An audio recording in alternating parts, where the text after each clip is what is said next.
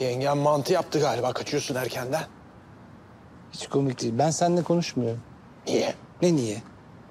Saatli bomba gibi kadınla beni baş başa bıraktın. Yok kahve ısmarlarmışım. Yok sade tipi varmış.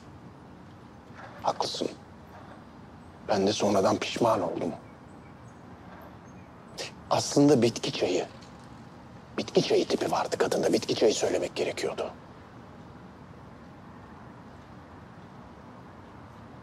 Ben gülmüyorum.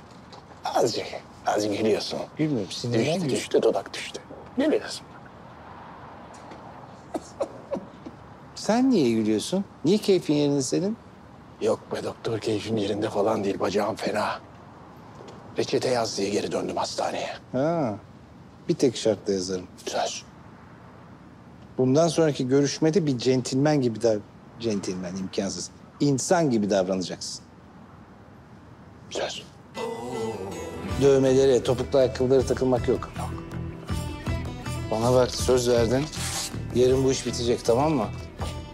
Söz. Yarın yine ekibimde 3 tane zımba gibi doktor olacak. Şöyle, yola gel biraz. Tamam abi. İpek de artık yakamdan düşer. Artık bu gece rahat bir uyku uyursun doktor. Dur, ne yapıyorsun? Bunu alacaksın. Yanlış ilacı aldın.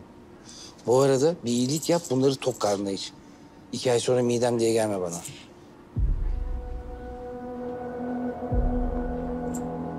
Bu çocuk bize geldiğinde...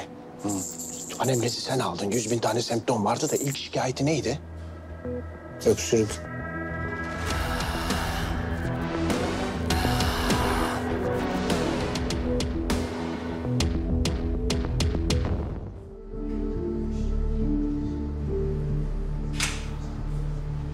Gut.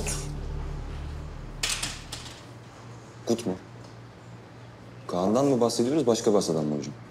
Eklemlere çöken ürat kristalleri, ağrı, şiş, kızarıklık, sertlik. Bunların hiçbiri tahtada yok hocam. Çünkü hasta gut değil.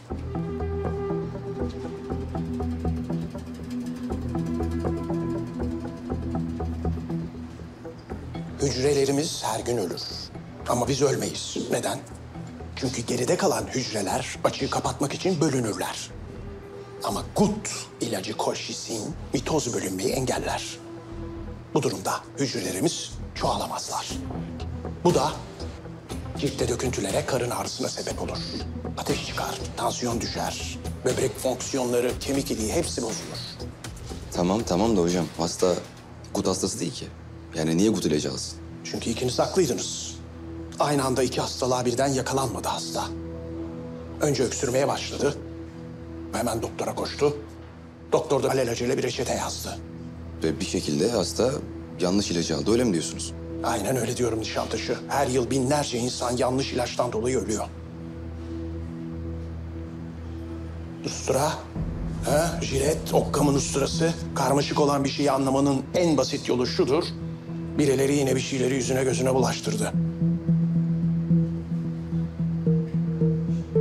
Tamam da hocam, hasta buraya geldikten sonra tamamen bizim kontrolümüzdeydi. Yani yemeğini, ilacını, her şeyini biz verdik. Yani dediğiniz şey doğru olsa bile hocam, hasta buraya geldikten sonra gut ilacı almadı. Durumu ya kötüleşirdi ya da iyileşirdi ama öyle olmadı. Durumu ilk önce iyiye gitti, sonra kötüleşti. Yani bu bizim elimizdeki tabloya uymuyor hocam. O zaman bir değil iki kişi bir şeyleri yüzüne gözüne bulaştırdı.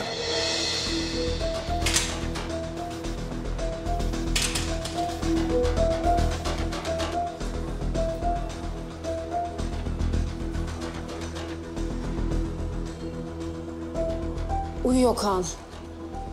Ateş Hekimoğlu, oğlunuzun doktoruyum ben. Daha önce görmemiştik sizi. Kaan da görmedi. Sizi hiç görmediğiniz bir hastayı nasıl tedavi ediyorsunuz? Vallahi bilmem, böyle. Bir şeyler yapıyoruz işte. Aslında hasta benim umurumda değil. O sizin işiniz. Şimdi geceleri kalkıp üstünü örtersem size ayıp olur, öyle değil mi? Şimdi siz de benim yerime oğlunuza reçete yazmaya kalkarsanız o zaman bana ayıp olur. En iyisi birbirimizin işine karışmamak. Şimdi söyleyin bakalım. Benim işime kim karıştı? Kim oğlunuza öksürük ilacı verdi? Acile geldiğimizde bir önceki doktorun verdiği ilaçlar yanımızdaydı. Salı günü durumu iyiye gidiyordu, çarşamba kötüleşti. Çarşamba günü birisi çocuğa öksürük ilacı verdi. Kim?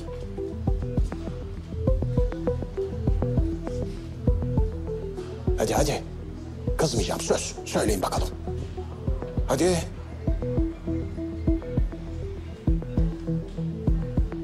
Kim oğlunuzu öldürmeye çalıştı onu anlamaya çalışıyorum. Tamam? Hocam belki başka bir durum vardır. Ben verdim. Yani buraya gelmeden önce başka bir doktora gitmiş. O doktor da bu ilacı vermiş. Yani çocuklar söylemişti. Çekmecede duruyordu. Ustura. Senin ustura. Gördün mü? Senin usturayla oğlunun boğazını kesmeye çalışmış. Ama çok öksürüyordu gerçekten. Yani yardım etmek, bir şey yapmak istedim. Tamam canım, olur böyle şeyler. Annelik içgüdüsü sonuçta. Nerede ilaçlar? Bitti. Yani sonuncusunu vermiştim.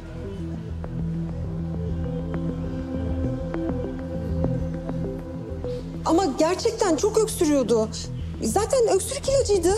Değildi. Öksürük ilacı değildi. Nerede? Kutusu, şişesi nerede? Şişe yok. Kaan koca şişeyi taşımasın diye küçük bir kutuya koymuştum ilaçları. Maşallah, bir yandan anası, bir yandan sevgilisi. İyi çocuk bu zamana kadar hayatta kalmış. Reçete? Reçete nerede? Reçete cüzdanımda. Cüzdan nerede?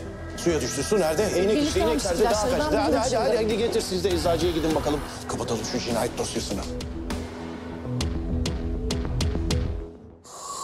Peki tamam. Eczacı hanım ne zaman gelecek? Çocuğunu okuldan almaya gitti. Birazdan gelir.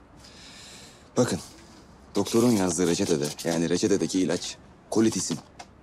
Karıştığını düşündüğümüz gut ilacının adı da kolşisin. Kolşisin. Biliyorum hangi ilacın neye yaradığını. Bakın beyefendi, tamam anlıyorum, olabilir. Karışabilir yani, sıkıntı yok. Hastamızın ailesi de sizden şikayetçi olmayacaklarını söylüyorlar zaten. Anlıyorum ama ben de size karıştırmadım diyorum.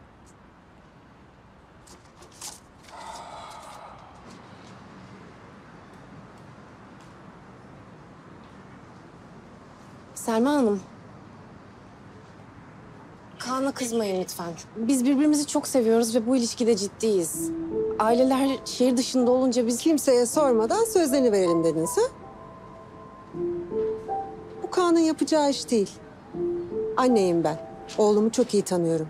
Ve onun için en iyisini biliyorum. Doğru. Doktoruna sormadan ona ilaç verdiğinize göre. Peki, bakın. Kaan'ın içmesi gereken öksürük ilacı bu. Kolitisin. Buyurun. Tutar mısınız? Bakın. Küçük, yuvarlak, sarı renkli haplar. Değil mi? Şimdi lütfen beyefendiye söyler misiniz Kaan'a verdiğiniz öksürük ilaçları neye benziyordu? Aynı bunlar gibiydi işte.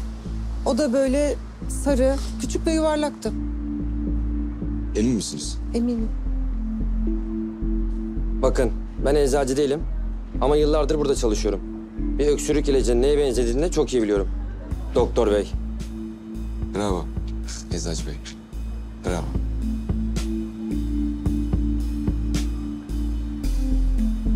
Kanalımıza abone olarak tüm videolardan anında haberdar olabilirsiniz.